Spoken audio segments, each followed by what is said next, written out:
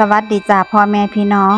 พ่อกันนี่คือเก่าเนาะกับหนังสือคัมภีร์ธรรมดาที่บ่ธรรมดาเนาะเขียนและเรียบเรียงโดยพระอาจารย์มหาวิเชียรชินวังโสเพราะว่าอีกน้ำหนึ่งของเพิ่นนั่นก็คือท่านเจ้าคุณพระภาวนาวชิราจารย์เนาะพี่น้องเป็นหยังต้องสติปัฏฐานพี่น้องเป็นตาเสียดายว่าชาวพุทธไทยเฮาในปัจจุบันรู้จักสติปัฏฐานน้อยกว่าเทศมหาชาติคาถาชินบัญชรยอดพระกันไตรปิฎกโดยซ้ำไป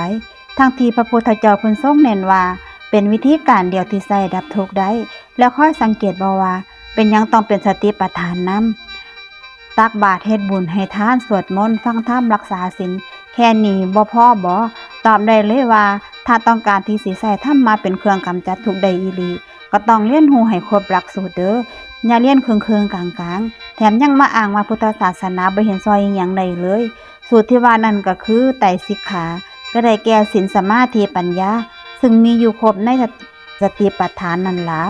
และที่สำคัญคำว่าสติปัฏฐานอริยมรรคโพชฌงค์ต่างกันโดยพยัญชนะเท่านั้นในส่วนของเนื้อหาแล้วเป็นสิ่งเดียวกันพระพุทธองค์เพิ่นตรัสไว้ในสังฆตนิกายมหาวากว่าหากปรารภสติปัฏฐานผิดแล้วมรรคแปดและโพชฌงค์ก็เป็นอันผิดคือกันหากปรารภถือก็ถูกไปคือกันหากสิเริ่มปฏิบัติในอริยมรรคหรือว่าโพชฌงค์ผู้ปฏิบัติอาจต้องสับสนไปหลายกว่านี้แต่ถ้าเริ่มต้นที่สติปัฏฐานก็คือตามรู้กายของเจ้าของรู้ใจของเจ้าของย่อมเป็นเรื่องที่เรียนง่ายขึ้นพี่น้องเพียงเฮ็ดความเข้าใจว่ารู้กายรู้ใจอย่างใดตามพุทธพจน์ก็พอแล้วในบทนี้ผู้เขียนเพิ่นจึงขอยกตัวอย่างสิ่งที่พระพุทธเจ้าเพิ่นทรงแสดงไว้ให้เห็นถึงความสำคัญของสติปัฏฐานว่าเป็นธรรมที่พุทธศาสนิกชนควรให้ความเอาใจใส่แบบใดเป็นหยังต้องสติปัฏฐานก็เพราะว่า 1. เป็นทางโคจรของพุทธธิของพุทธิดา 2. คือมรรคของพระพุทธเจ้าทุกสมัย 3. เรียนได้ง่ายและเป็นวิธีที่ย่อที่สุด 4. ชุดให้พึงเจ้าของ 5. เลี้ยงให้เป็นผู้เลิศสุดในการศึกษา 6. ชื่อว่ารักษาเจ้าของเองและผู้อื่น 7. สดชื่นหันษาผ้าให้สิ้นทุกข์ 8. ปลุกให้พระสัจธรรมดำรงอยู่ 9. คงไว้ซึ่งกองกุศล 10. โดนให้วิชาและวิมุตติสมบูรณ์ 11. ช่วยเกื้อกูลคนที่เฮาเคารพรักและเคารพ 12. เรียนจบได้ง่ายทำลายภพชาติ 13. เป็นสิ่งที่บรรพชิตฆราวาสควรเจรจา 14. นำพาให้เป็นมหาบุรุษเนาะ1เลยนะพี่น้องเป็นทางโคจรของพุทธิดา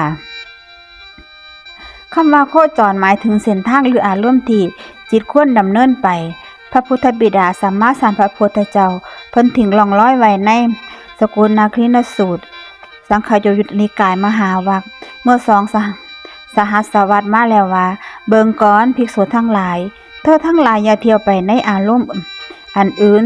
ที่ไม่ใช่โคจรเมื่อเธอทั้งหลายเที่ยวไปในอารมณ์อื่นอันบ่แม่นโคจรม่านจักได้สองทางม่านจักสิได้อารมณ์ก็อารมณ์อื่นอันบ่แม่นโคจรของภิกษุนั้นคืออีหยังเนาะก็คือกามคุณนั่นล่ะกามคุณหาก็ได้แก่รูปเสียงกลิ่นรสสัมผัสอันน่าปรารถนาน่าใคร่น่าพอใจ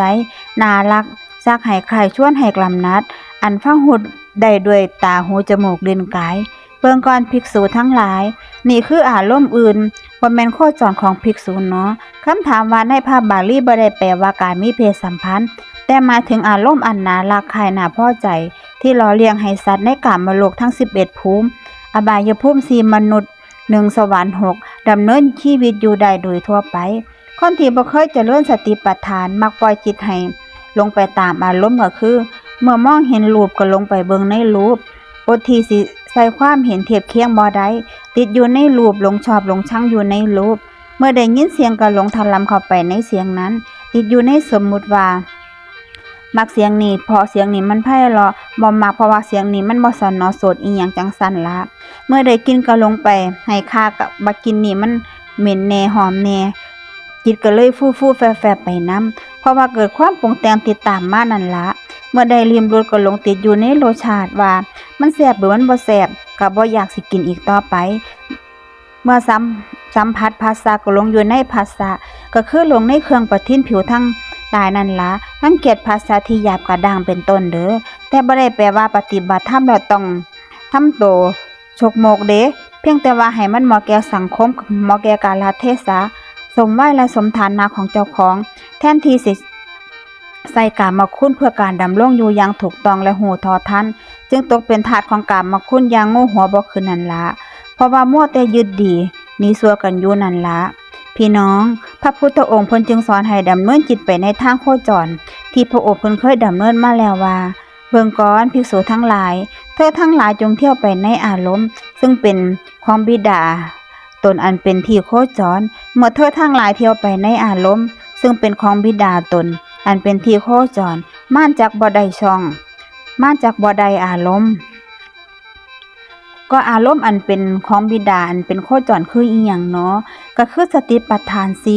ภิกษุในธรรมวินัยนี้ย่อมพิจารณาเห็นกายในกายเวทนาในเวทนาจิตในจิตธรรมในธรรมอยู่มีความเพียรมีสัมปชัญญะมีสติกำจัดความยินดีและความยินร้ายในโลกนี้เสียได้เบิ่งก่อนภิกษุทั้งหลายนี่คืออารมณ์ซึ่งเป็นของบิดาตนอันเป็นโคจรของภิกษุเนาะพี่น้องพระพุทธเจ้าบ่ได้ให้ภิกษุหนีโลกเด้อ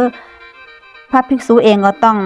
อาศัยกามคุณเป็นเครื่องหล่อเลี้ยงชีวิตคือจังคนอื่นๆคือกันแต่สอนให้โหทอทันกามคุณนั้นๆบ่ว่าสิเห็นรูปฟังเสียงดมกลิ่นลิ้มรสสัมผัสเย็นร้อนอ่อนแข็งหย่อนตึงหรือว่านึกคิดปรุงแต่งก็ให้มีสติสัมปชัญญะตามหัวไปนำเด้อเพราะว่ากามคุณนั้นสิคืออีหยังก็บ่พ้นไปจากรูปนามหรือว่ากายใจทั้งสิ้นเพราะฉะนั้นแล้วผู้ปรารถนาสิเดินตามรอยบาทของพระพุทธบิดาไปสู่เป้าหมายคือความพ้นทุกข์อย่างสิ้นเชิงพวกบ่สามารถสิไปได้ด้วยกายหรือว่าด้วยยานพาหนะใดๆสิ่งที่ต้องใส่เป็นยานพาหนะก็คือจิตอันมีสติสัมปชัญญะเป็นเครื่องควบคุมเบิ่งแง่งเนาะเพราะจิตใจเองบ่ได้ฮู้ดีฮู้ชั่วมีหน้าที่เพียงแค่ฮู้อารมณ์เท่านั้นสติสัมปชัญญะจึงเป็นคือจังเข็มทิศที่สินำทางไปสู่โคจรที่พระพุทธองค์ทรงดำเนินไปก่อนเมื่อให้เฮาทั้งหลายนั้นได้ก้าวตามนั่นเองเนาะ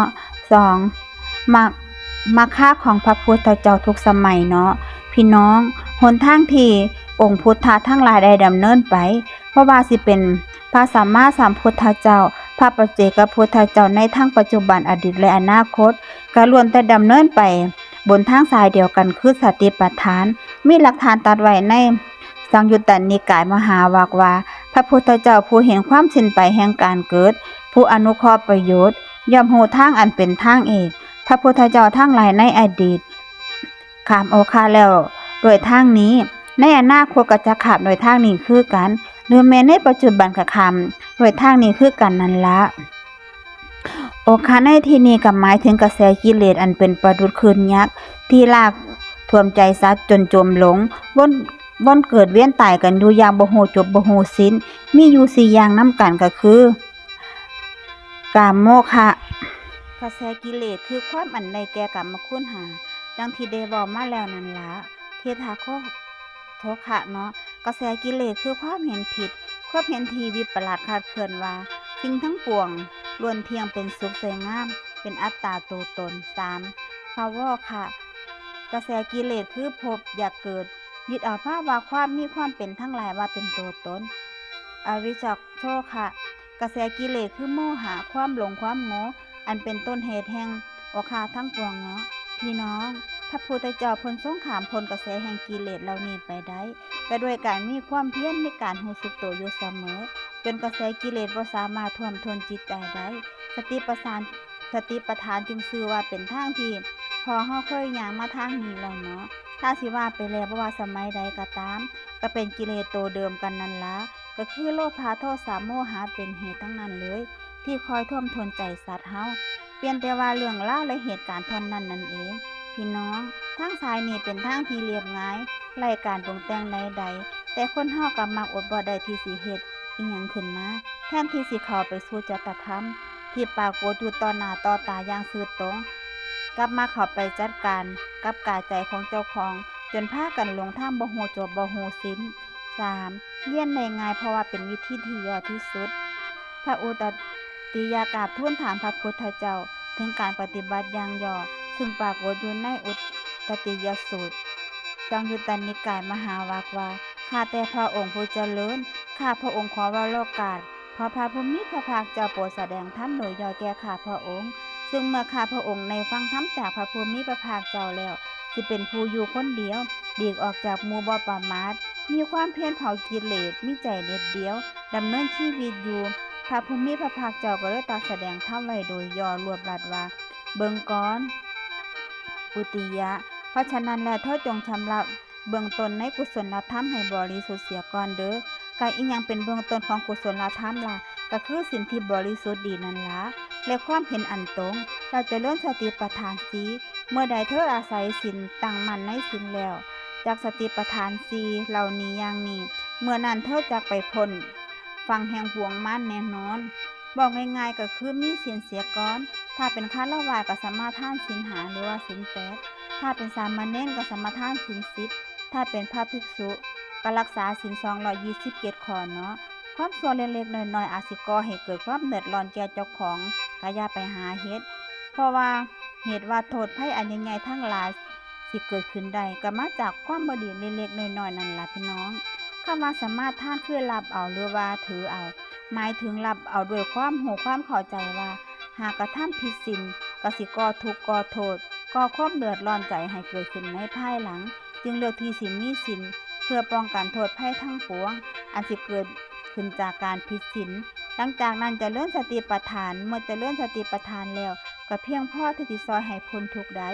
แต่หากอยากหูธรรมอื่นๆก็คอยศึกษาในภายหลังสิได้บ่หลงทางลงตนเองว่าหูหลายกว่าผู้อื่นต้องปริยัติได้หลายกว่าผู้อื่นเพราะต่อให้หู